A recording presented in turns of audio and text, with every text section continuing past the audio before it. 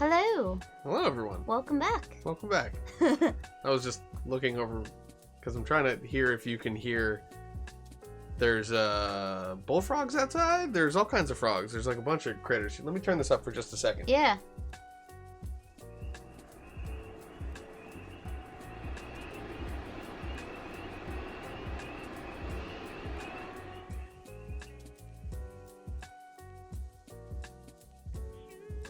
Sorry, I just thought that was cool. You can always throw in the clip that I took on my phone. Oh, that's true. Yeah, you took some audio. Hear. But that's might be for another podcast. Yeah. We'll talk about that clip. We'll talk about that when we're in Louisiana, right? Yep. Right now, we're just getting back from the holidays. Yes. We're landing in Florida. We got a ride from Keith. Yes. And he got us back to our trailer safe and sound. Thank you, Heath. Newark was a mess. We landed in Port Richey, and we had to wait to retrieve our checked bags, which we didn't intend on checking. Yes. Well, we checked one on purpose, but one we were told to check because we were like the last ones on the plane. Mm-hmm. We were in the last group, and at that time they were like, all bags must be checked. Yeah. So they were saying. Yeah, you wound up sneaking yours on because otherwise you would have been fined for having batteries in your bag. Yeah, well, they wanted to check my bag, but they didn't seem to understand that I had lithium polymer batteries in there, and I maybe wasn't super clear about it, but either way, I was just like, okay, yeah, cool, whatever, and then just like walk past them with my bag, and they didn't do anything about it. I found space for it, and everything was fine, so nobody said anything after the first person, basically. So we left like 20-degree weather in Pennsylvania. Yeah, it was nice and cold. We had winter jackets on. Landed in Florida where it was 85 degrees. Yeah. I left my winter coat in nice. in the trunk of the car, knowing that it was going to be nice and balmy in Florida. Yeah, I didn't wind up bringing mine back either because I had a spare here in the trailer. It was such a nice temperature change. Oh yeah, we really enjoyed our time in Port Richey. Yeah. Megan had to work the first couple days, so we spent New Year's Eve on a beach with Keith in St. Pete. It was great. Oh my god. New Year's on a beach was that's like kind of a new record for me. Yeah. You know? It felt, kind of perfect around that time of year. Yeah, it really did. I should be warm. I shouldn't be cold right now. It was lovely. Yeah, it was great. Walked around St. Pete a little bit. Got to just walk the boardwalk. We went to Madeira Beach. Honestly, the weather on the beach was really interesting. We got some oh yeah, there was some like the fog rolled weird in. Fog going on. And it was a wall of fog. Like you saw it coming from a couple miles away. Yeah, you couldn't see like 2 feet in front of you when the fog came on. So we were got some really cool photos because of that. Yeah. Oh yeah. Nice. I don't know if you've seen them yet. I don't think I so. went through the selections and it's like there were the ones with the Sea-Doo.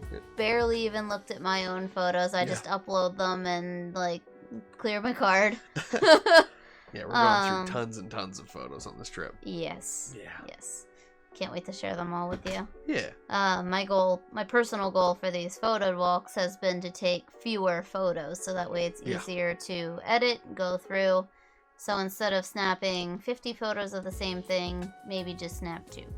Yeah, I'm trying to be a little more discerning when I bring the camera up. I'll look at the subject, and if it's not, I need this photo, then I don't take it. Yeah. But we still end up with tons. I've noticed that instead of taking thousands of pictures on a walk, I've been taking between 150 to 250. Yeah. So it's been even if we're on a longer walk or going somewhere cool, just not taking those extra 750 photos is saving us so much space. I think the main reason why I'm cutting down on the amount of photos that I'm taking is because I'm starting to vary the types of content that I'm making. Yeah, more. That's true too. Like I'll go fly with the Tiny Whoop, or I'll pull out the Insta360 Go. Yeah. I'll use some of that other stuff, or use my phone more often lately because I'm doing more Instagram posting and things like that.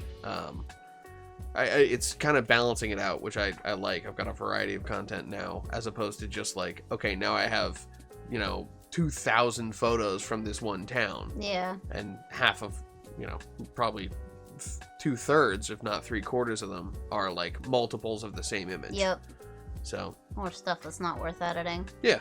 Yeah, so after our New Year's Eve on the beach, we wound up at the social, all kind of dressed up and looking nice, looking all spiffy, gussied up, hanging out with Megan, and we rung in the new year on a rooftop bar. Yeah. And that was quite nice. It was cool. It was a ticketed event, and it wasn't expensive. It was just like... Well, I just mean, like, they didn't make it like a public event, and they also didn't like sell a ton of tickets, so it wasn't overcrowded. Yeah, it was we maybe had like our own little section 100, of the bar. 150 people, if that. If that, I'd say maybe like 60 to 80. Even. 60 to 80. Yeah. Yeah, it was nice. We didn't really have to worry about it being crowded. Yeah. We had our little seats at the bar. We got our champagne toast. They had a dessert bar.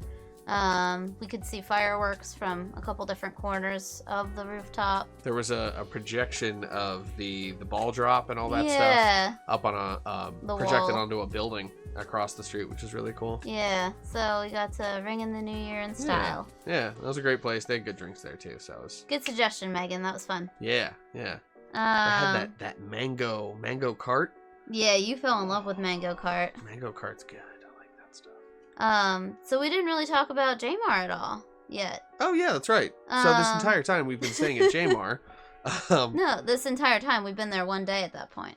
Oh yeah, true. But Jmr Rv Resort was our first RV resort, first of all. Yeah. Rather than just a campground. Yeah, and there's definitely a distinction between resort and campground. Yes. Like, there were a lot of full-timers, like, permanently living there. Like, they had mailboxes and houses, not just trailers. There were a lot of, like, trailers that had siding built up onto them. Like, it looked like they had a foundation. It looked like they weren't going to move. I'd say probably half the people there have been there for at least 2 years or so. Yeah, it definitely seemed like it was more of a community there, too.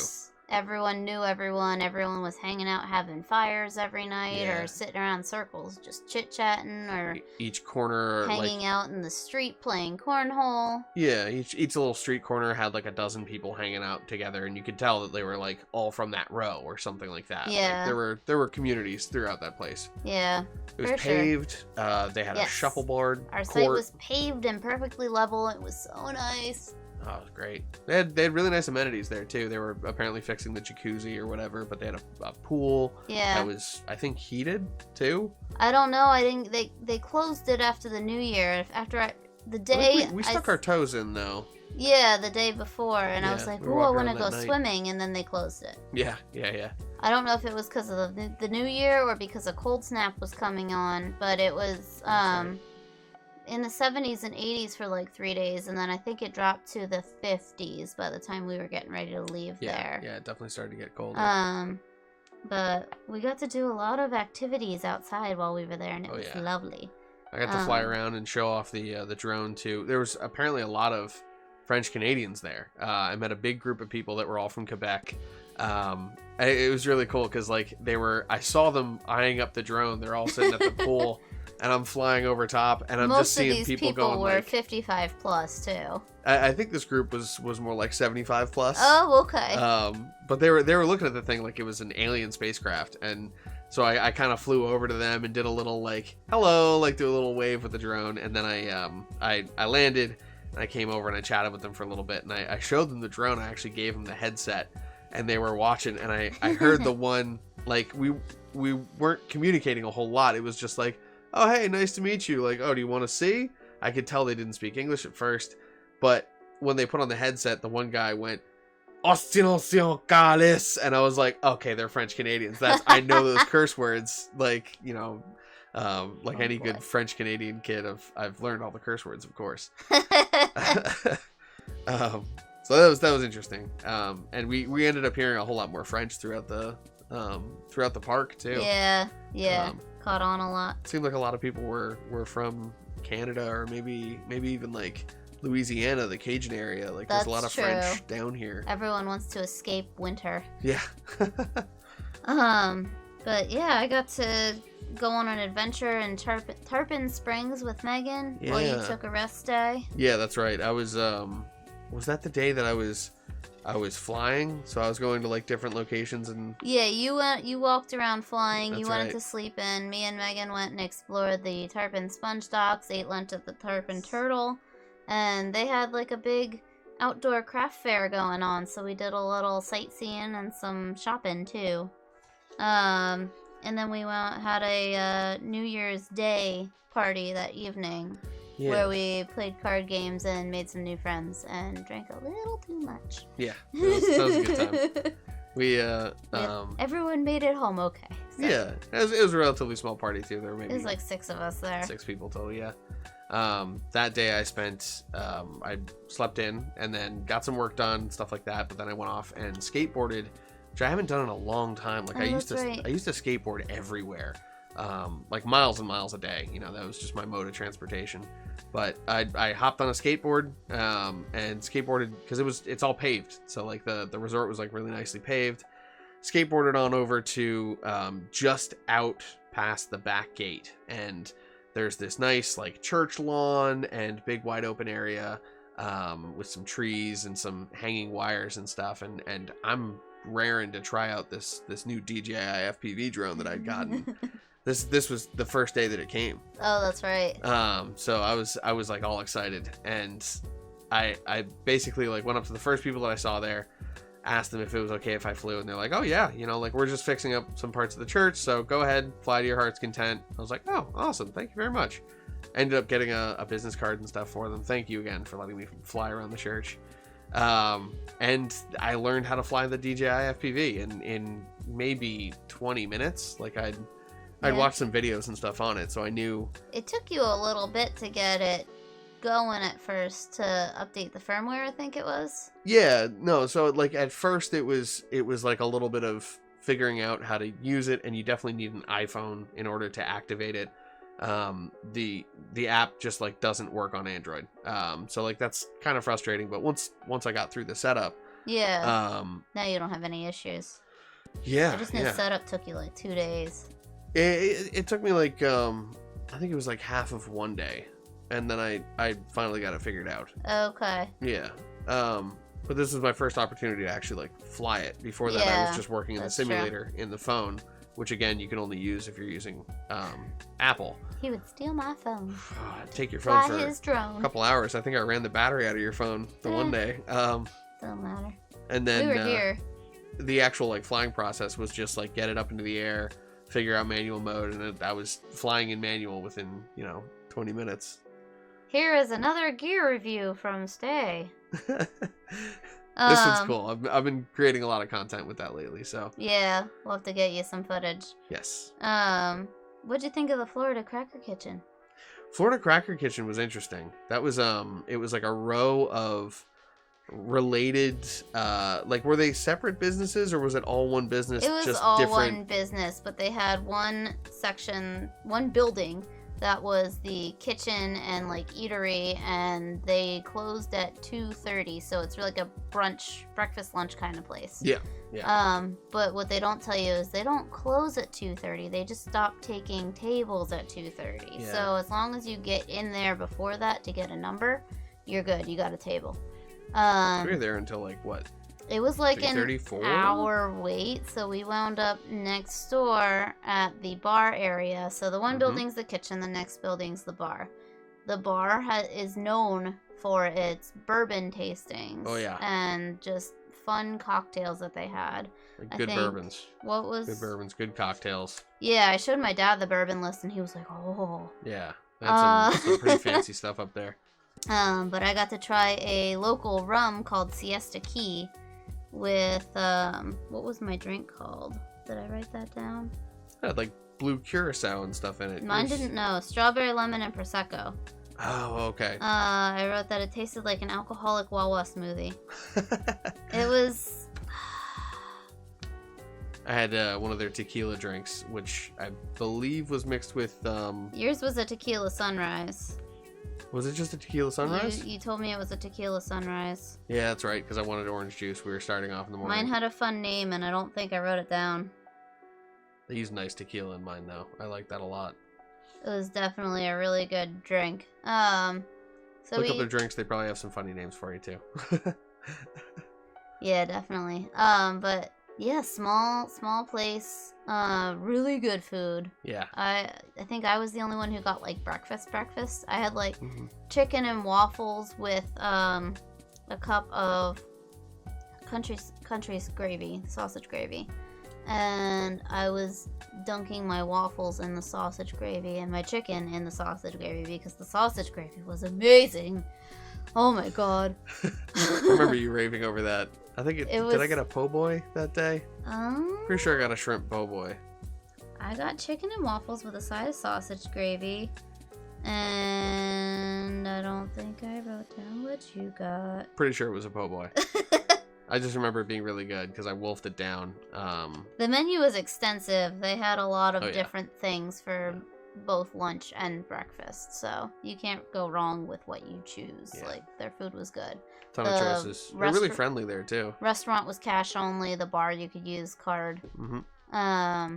The manager let me fly around, which is sweet. Yeah, you made friends. Yeah, I scared the crap out of a waitress. I felt so bad afterwards. I'm thinking there's more to it than just those 2 buildings, but we didn't really have time to explore because we were off on our next adventure. Well, while you two were drinking, I walked around the back and got to check out the like the venue area where they have they like do have a venue. stages. Nice. Oh, they have like a couple stages. That's cool. There were 3 just in the area where I was walking around, and it looked Oh like my they gosh. had more areas to like house people. That's insane. There was a big parking lot. You could probably get like 50-60 cars in there. Okay. And then it looked like there might have been more parking down, but I didn't really explore that area. But I flew the drone around. There's footage of that up as well. The tiny whoop you flew. The tiny whoop, yeah. This was I didn't bring the DJI for this one. We had it in the car, but I just flew the tiny whoop around back. I wanted to be kind of discreet. Nothing's perfect for that. So. And afterwards, we wanted to check out Wikiwachi. Yeah. Which we didn't wind up going to Wikiwachi Springs. A lot of the stuff was closed. You just shifted and shook everything. Shook the whole trailer. My bad. Wikiwachi Springs. Wikiwachi Springs. A lot of the stuff was closed this time of year because it was January. They kind of it said on their website they run things pretty much March through December, so we just missed it. Yeah. But they normally have a water park. They normally have mermaid shows. There's normally a lot more going on. So we wound up going to Pine Island Park, which was one of the #1 rated things to do in Wikiwachi area on TripAdvisor. I don't know why I chose to listen to TripAdvisor. It was a good choice.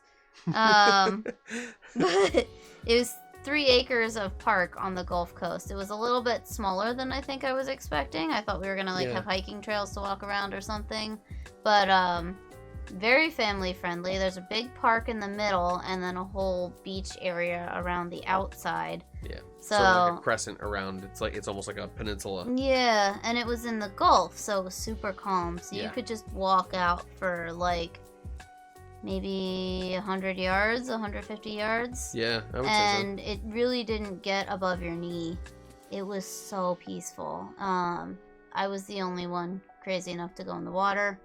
I didn't think it was all that cold. It was really relaxing and really refreshing and just a great to just sit in the water and feel the waves like slowly push and pull you.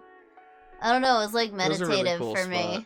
Yeah, it seemed like a really gentle spot to be in the water too. Yeah. And with it kind of shallower like that, was it kind of like warmer in that area? Yeah, I didn't think it was all that cold. You guys seemed to not want to even get in, but I was like, what was it? I don't think I was wearing my bathing suit. I think you had it. I think I had it, but I would have had to go get changed and then get in the water and then dry off. And I was being a wussy about it. I also wanted to fly my drone, so I flew the DJI out there. You flew most of the time. Megan was reading, and I was in the water. And there were some drummers or some kind of like drum circle going on up on the shore. It sounded, I don't know what it sounded. It reminded me of like my Polynesian music, but it wasn't quite Polynesian. I'm not sure if it was African. But there was a They were using just like a variety of drums. Like it Yeah. just seemed like they had congas, they had It was djembe, just they a had fun like a musical variety. drum circle with Yeah. kind of chanting going on. So it was really, really cool. It seemed like there were like 1 or 2 people that brought all the drums, and then They were they just handed passing them out. around. Yeah. It was really cool. So that was going on. They had streamers going, ladies waving the streamers in the air. There were kids getting into it too. Yeah, Like, everyone was getting involved. kind of dancing or just enjoying nice. it. You flew most of the time. We got to Yes. watch the sunset over. I think I took the a couple park. photos too. Yeah, I think once I ran out of batteries, I came over and sat next to Megan. that's where you got to fly with the seagulls. Yes, yeah, that's where that Yeah, that one clip on my on the Instagram if you came from. find I the think it was the first one on the MegaMini. this Yep. one. Yep, that. Oh, MegaMini. Yep, that middle one. Pretty sure it's on MegaMini. But it was like the first footage that I put out with the DJI drone, and it was just I was flying out over the water, and basically these flocks of seagulls would get up and be moving in front of me, and I was sort of trying to avoid them at first to like get out of their way, but then I noticed everywhere that I would turn, they would turn with me, so they were just sort of like we were just going in tandem. It was pretty cool. It's a lot of fun. I got to chat with a lady that had just gotten her pilot's license. Yeah. I chatted with another lady that was like, "Oh yeah, I own a private park. You should come fly there at some point." So we got her information, and yeah, I've got some photos to send them to get in touch with them, and some video. The one lady, she was walking back to her place, and she's like, "Yeah, get some video as I head out of here." I'm like, "Okay, yeah, sure." Nice. So yeah, meeting people and having a good time. The rest of the week there was pretty much us relaxing. Yep. I got to see the new Spider-Man. Yeah. And we watched Tick Tick Boom with Megan. That's right. Which is the story of... Did I get his name wrong? Oh, I don't even remember either. Jonathan Larson? Is that his name? The guy that wrote Rent. Yeah. Okay. All right. Yeah, I Was it forget his name too. Was it Jonathan Larson? I think so. That sounds right. Oh man, we're gonna be driving some people nuts wrong if we're wrong. But We'll have to like mute it out and voice over. yeah, if yeah. we're wrong. We'll make it really obvious too. So that about wraps up our adventure in Port Richey. It was nice to see some friends, but we were moving on to Orlando area next. Yeah, we're. I was looking forward to visiting some YouTubers that I'd been watching for a while. Rotor Riot. They have their headquarters there, and they have like a warehouse and stuff. I'd gotten in touch with them, and they said that I could stop by the warehouse and check it out. So, really looking forward to that, and we'll talk about that next time. So, Alright. thanks for listening. Thanks for watching. If you're watching this, we appreciate you being here, and we'll catch you next time. Peace.